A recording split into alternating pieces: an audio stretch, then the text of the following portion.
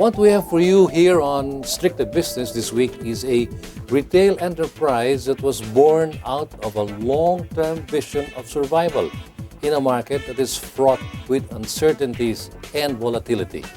This enterprise has become a market leader in its genre, surpassing even the mother company in terms of profitability.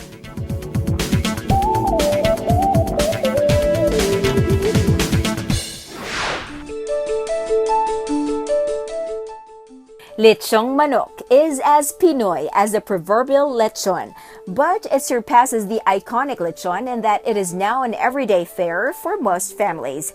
Maybe it is the sheer affordability or its wide presence in the market. One can see lechon manok stores, actually booths, in many corners in any given area, be it in the metropolis or far-flung provinces in the country. Chooks to go is a primary example of this. This ready-to-eat product from Bounty Agro Ventures has become synonymous with daily fare for the average Filipino family. Curiously, this business is an offshoot of an established enterprise that is also a market leader in its sector. Bounty Agro President Ronald Mascarenas, who started it all, tells us how they started.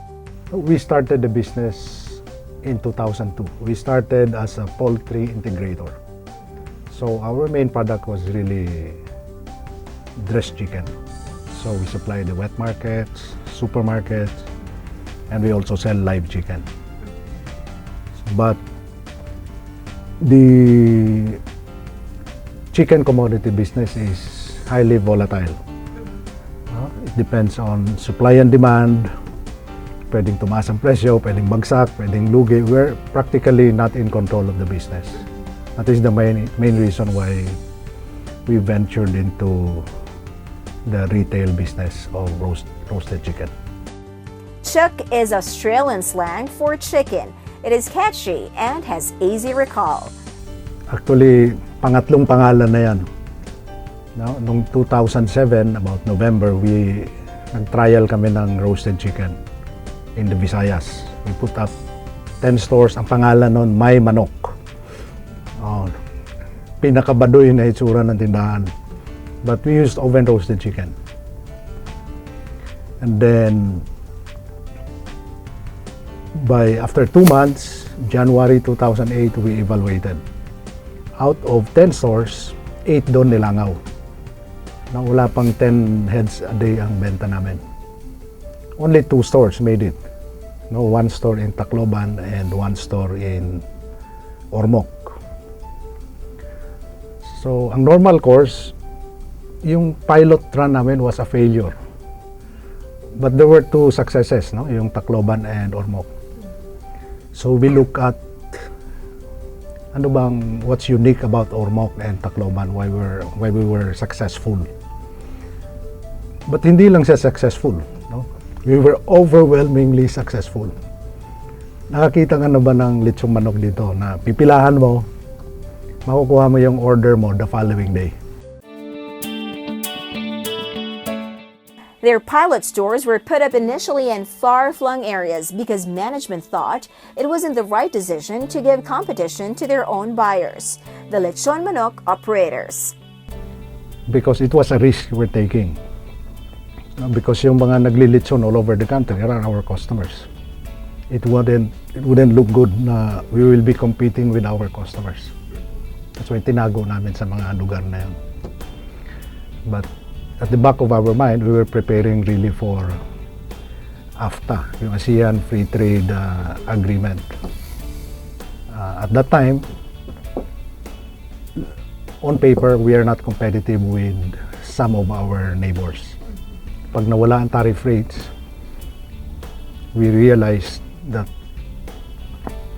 pwedeng yung mga fast food chains, the supermarket and wet market will stop buying chicken from us. Dahil it's cheaper for them to import. So yun talaga ang the main consideration why we wanted to develop our own retail outlets. They were certainly not the pioneers in the business of lechong manok. Many others have ventured here ahead of them, but their success bears keen watching. Because if not for the innovation nung tao namin doon, hindi ganun kasarap yung manok namin. So yung in fact one yun from a technical standpoint, kahit pumunta ka sa mga PhD na mga sa food technology, they will not agree to skip that process. Parang kailangan to marinate chicken, para pumasok yung timpla, you must do that part. Kaya yung tao namin, common sense niya, sabi niya, this is not necessary. Kaya hindi ganun kasarap ang manok dahil ginagawa mo to. So he skipped that process. This innovation has spelled a big difference in the taste of their product, though Ronald says they are aware that this may not remain a trade secret forever. The company has a lot of employees who will eventually figure out the trade secret. Negosyo naman, hindi lang sa timpla. It's really how you execute. Tingnan mo yung Chooks to go operation, roasted chicken, napakasimple, di ba? Isang tao. But if you look at a lot of integrators trying to do that business, so far kami lang nag-succeed among the integrators. It looks so simple, but yung process niyan, the systems, the controls, yung isang page na yan, nakikita mo yan, that's the process. Lechong manok has become as Pinoy as pandesal. It is ready to eat and easy to eat as well. It is very affordable for many Pinoy families, which greatly accounts for its popularity. It is a business waiting to happen for Bounty Agro Ventures. Dito sa Metro Manila, maraming mga kilala na brands.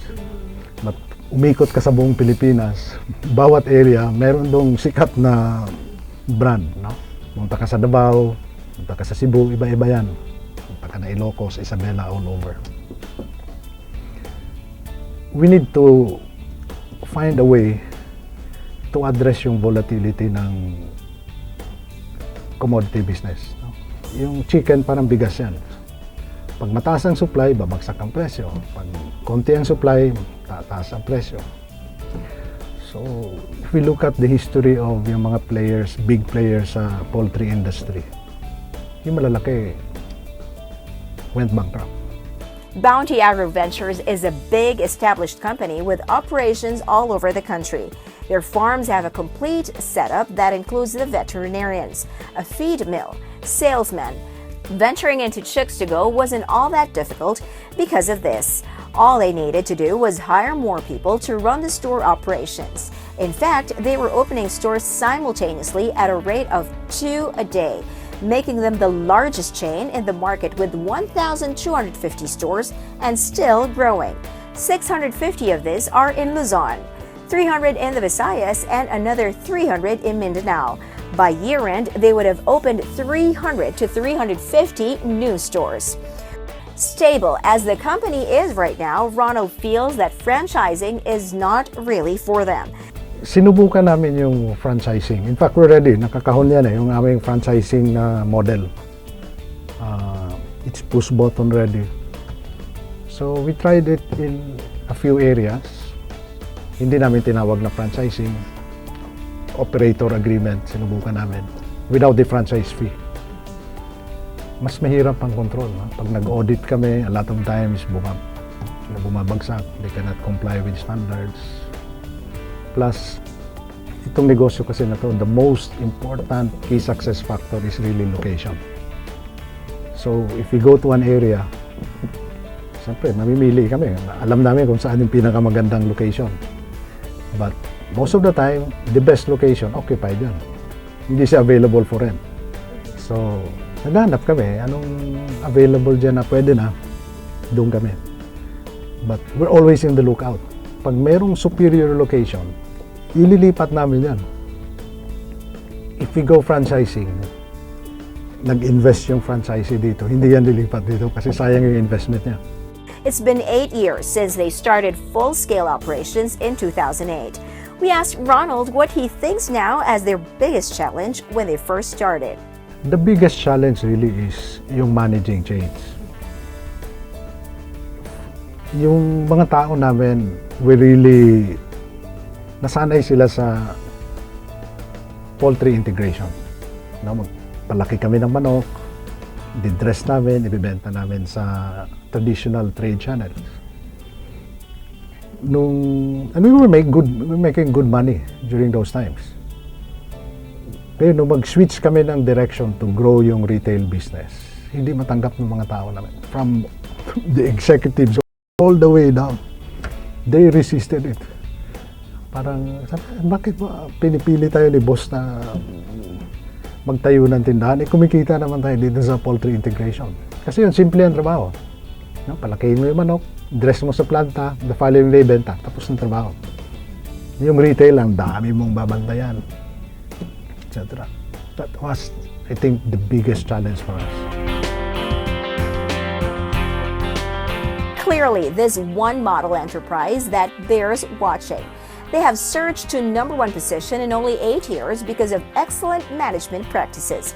We asked Ronald to share their secrets of success. Una, kahit ano namang negosyo, una, you must have a good product. So, hindi naman namin sinasabi amin ang pinakamasarap. But what is important in any business? Una, number one, no? You have a good product. Second, you must have a different product.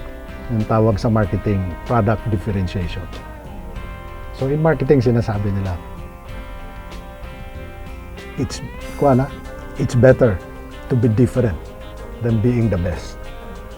Kahit pa ikaw ang pinakamasarap kung pare-pareho lang ang lasa niyan sa karamihan, hindi ka mapapansin ng merkado. So you must be different. So if you look at Chooks to go, yung proposition namin na masarap kahit walang sauce. That's the only roasted chicken sa buong Pilipinas na binibenta na walang kasama. Kahit saan ka pumunta sa buong Pilipinas, may sarasa yan. Pumunta ka sa fast food, di ba? Kahit bumili ka ng fried chicken, may kasamang sarsa yan. Bumili ka ng fried chicken na whole, may sarsa talaga. So, yung pinapangatawa namin. That's our point of differentiation. Ito ang manok na walang masarap kahit walang sauce. Ronald Mascarenas is father to his employees. He started his career when, fresh out of UP Los Baños, he joined the Ayala-owned Pure Foods Corporation. He was one of the pioneer employees and rose from the ranks to become head of the poultry business and its food server business. He was also president of the Smokies fast food chain when he left Pure Foods after it was acquired by San Miguel Corporation. At that time kasi it was declared redundant. Kasi when San Miguel bought Pure Foods, meron din naman silang poultry business. So of course, they assigned their guy to head the poultry business. One of the smaller integrators ng araw was Tyson Agro Ventures. They carry yung Bounty Fresh brand.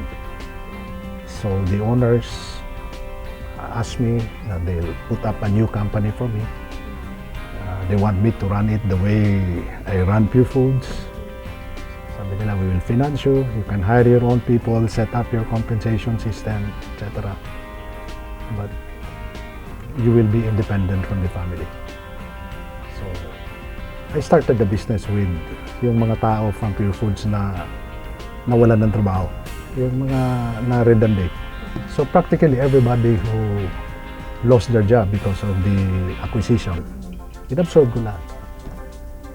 All of them who wanted to work. In fact, most of my executives here, my managers, came from Pure Foods. We asked Ronald, what advice can you give to budding entrepreneurs? Sa startup business, madaling manggaya. In fact, yun ang karamihan ng ginagawa, di ba? May sari-sari store yung kapitbahay, tatayo ka rin ng sari-sari store. Naglilitsyon si Pedro, tatayo din ng litsunan si Juan. Ang importante sa negosyo, okay lang yun na manggaya ka. But you have to find how will you differentiate your product. Paano ka may iba? Kasi parang kung halimbawa yung crowd, di ba? Paano ka mapapansin ng merkado kung kapareho ka din lang ng iba? Okay manggaya, but you find a way to be different.